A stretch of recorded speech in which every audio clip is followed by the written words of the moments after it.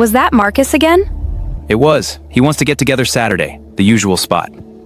You have that look, Chloe. Come sit down, talk to me. I've been sitting on this for weeks, and I need to say it before we get any closer to this wedding. Then say it.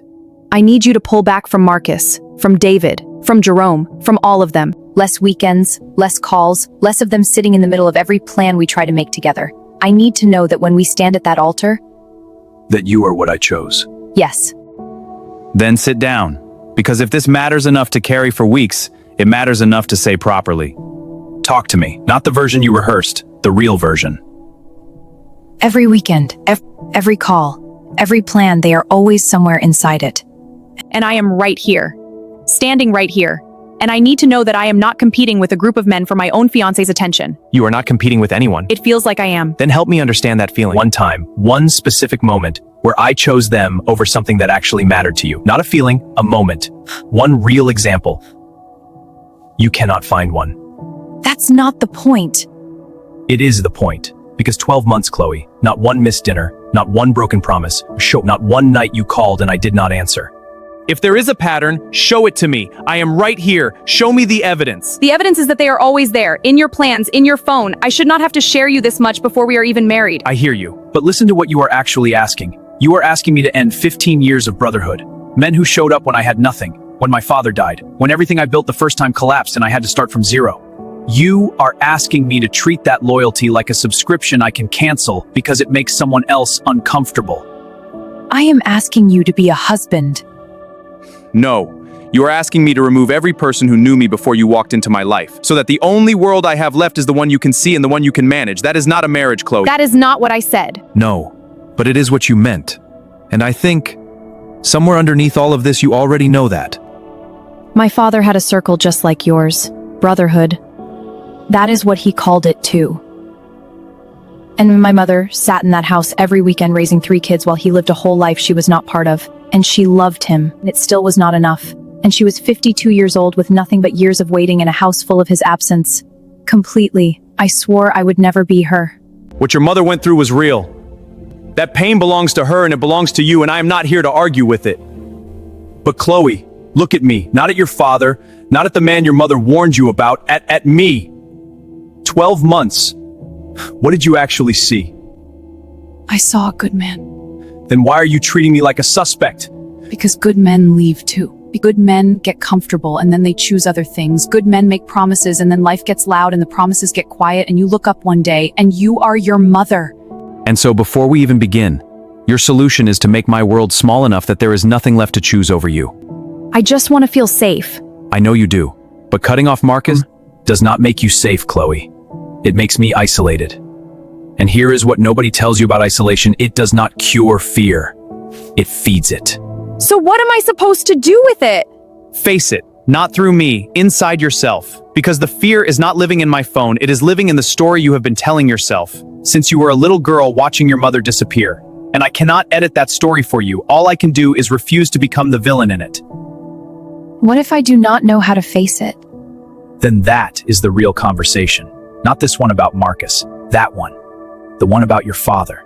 The one you have been postponing by focusing on my calendar. I want to ask you something.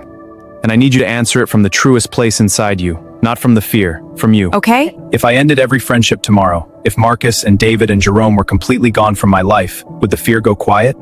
Would you finally feel safe? I don't know.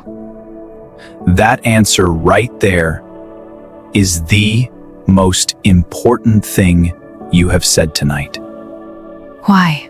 Because if removing them would fix it, you would have said yes before I finished the sentence. The fact that you don't know means you already understand somewhere deep and quiet that the problem is not in my phone. The problem is in a story that started long before I came along. But you could make it easier. You could just... Just what? Shrink? Cut? Become a version of myself that your fear has less to grab onto? Yet you would not be marrying me. You would be marrying the version of me that survived your conditions. And that man cannot love you the way you deserve to be loved, because he has already shown you that his identity is negotiable. I never thought about it that way. I know, because the fear was too loud to think past, but I need you to think past it now. Because we are 3 months from an altar, or toward a version of me you believe you can make safe. What if I am both? Then we have real work to do, not the work of removing Marcus, the real work, the internal work, the kind that takes time and courage. And a willingness to be honest about where the pain actually lives, and I am willing to walk through that work alongside you. But I will not skip it by sacrificing who I am. That is the one thing I cannot give you. And if I cannot do that work, if the fear is just too big, Then I choose my peace, not because you don't matter, because a man without his peace has nothing real to offer, not to you, not to a marriage, not to a life, and you deserve something real. if you will not even try, if you will not meet me on this, then I don't know how we get to that altar, Auralius. But this is the one place I will not move. And love is not supposed to cost a man his identity. So that is it. We end here.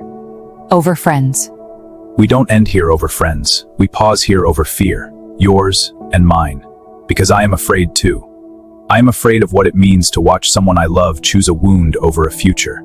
That is not easy for me either. I don't want to lose you. Then don't lose yourself trying to keep me. Go sit with what your father's leaving actually did to you. Carry it to someone who can help you hold it properly.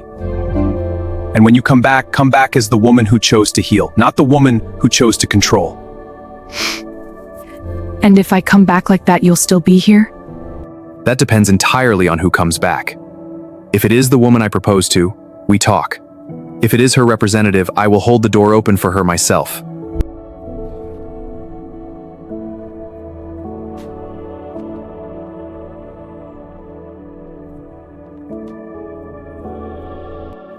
Let me say this simply. Tonight was never about friends. It was about a wound she never addressed, dressed up as a reasonable request. And I refuse to bleed for it. Marcus Aurelius said it best. The happiness of your life depends upon the quality of your thoughts. Her thoughts were her father's fears. My thoughts were my own integrity. That is the only difference between a man who stays free and a man who slowly disappears. Stop arguing about the surface. Start asking what is living underneath it. I did not choose my friends over her. I chose the man I built over the ghost she needed me to become. The road is quiet now, but the air is clean.